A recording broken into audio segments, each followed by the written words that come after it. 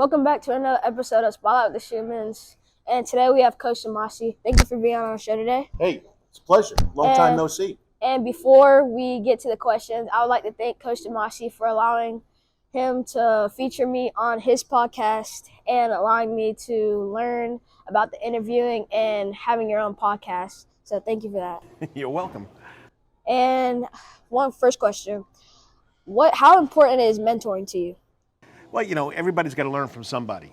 You just can't start out. If I didn't pick people's brains, like your father's good friend, Burke Harath, and guys that work on TV, Dennis Knight that works at Savannah Morning News, I wouldn't do this. I'm a teacher first, and of course, a coach. The podcast it's fun. I mean, it's something I enjoy. It's a hobby, and the hobby's turned into me making, a little extra money on the side, but it's also good to help young guys, young kids, young people do the same thing. I mean, it's a lot of fun.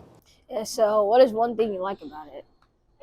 Talking to athletes like you, giving the kids more exposure. It keeps me on top of what's going on as far as the sports scene in Savannah.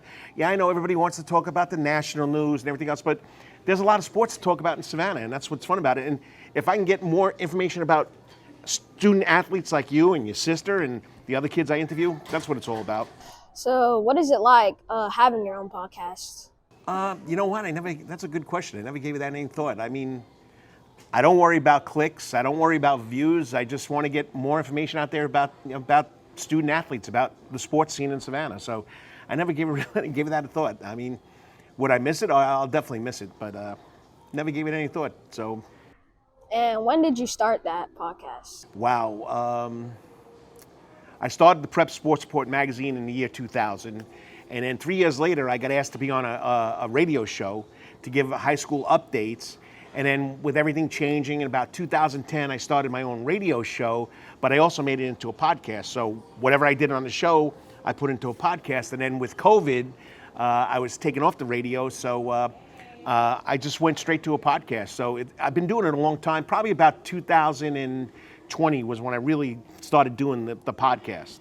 Okay, so do you think kids this generation, do you think they have like a problem with distraction when they try to get to the next level? It's not like it used to be. Of course, I'm an old guy. We didn't have all the stuff that you guys had. We went outside and played until the lights came on, the street lights came on, and we knew we had to be home, or we heard our parents with a whistle. So we didn't have, there's so many distractions. With the phones, with the tablets, the computers, the internet, social media. There's a lot of distractions that, you guys got to go with and deal with that we never had to deal with, even in your father, even though he doesn't think he's as old as me yet. So, there's a lot of distractions, and you got to focus on what you want to do. You got to focus, and you got to block those distractions out. And sometimes kids can't live without those distractions. So, as a coaching standpoint, what do you think is a challenge for being a coach? Like you said, distractions. And also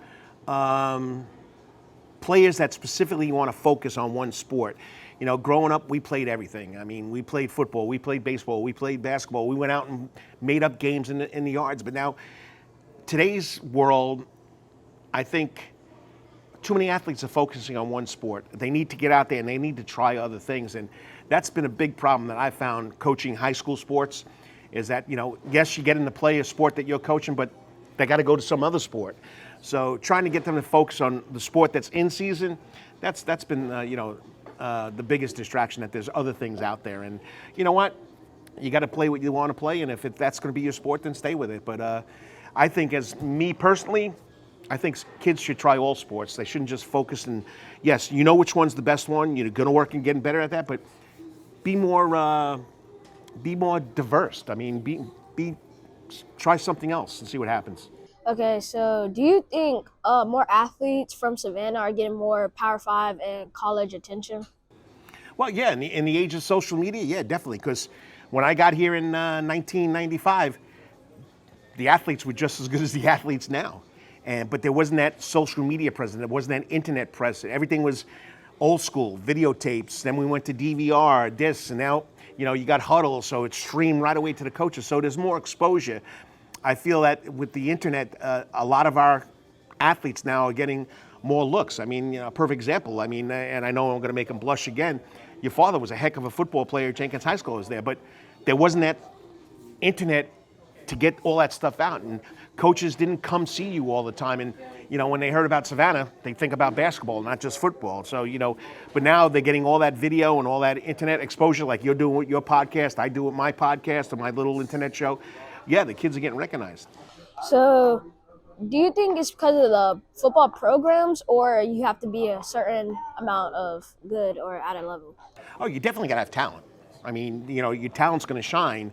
And it just so happens that the football in Savannah has grown to where it's being respected now. When I first got here in '95, wasn't that much respected. I mean, then you got to talk about back when I took over the team at Groves. I mean, it's so funny.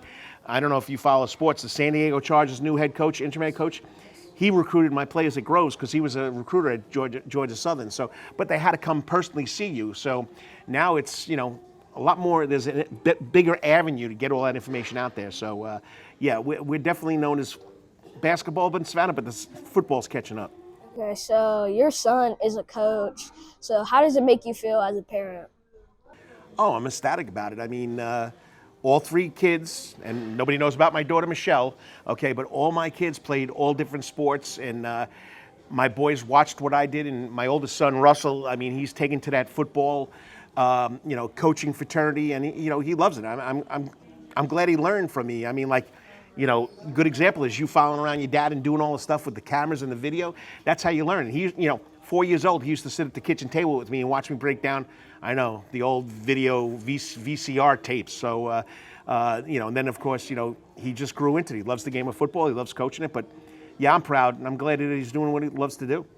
So as a coach and a mentor, how do you feel about your players that go to the next level that you coach and mentor? How does it make you feel that they have a success in life? I mean, it's a coach, and when you see your players go to the next level, like I said, Kalen Deloach, I got the privilege of coaching him and his brother at Islands High School, and just watching them get to the next level and maybe to the NFL. I mean, then you got Will Brinson, who I watched for 2 or 3 years at Christian, and then, Kamari Lassiter. I mean, he was born here and his family's here, but just knowing that he's from Savannah, it's the greatest feeling in the world. It couldn't be any better, and that's what it's all about. Maybe someday I'll watch you up there at some college or some pro team. It's gonna be great. Saying I knew that kid. Yes, sir. Thank you, Coach. And that was the last question. And thank you for tuning in for another episode of Spotlight with the Shumans. And yeah, we out. We out.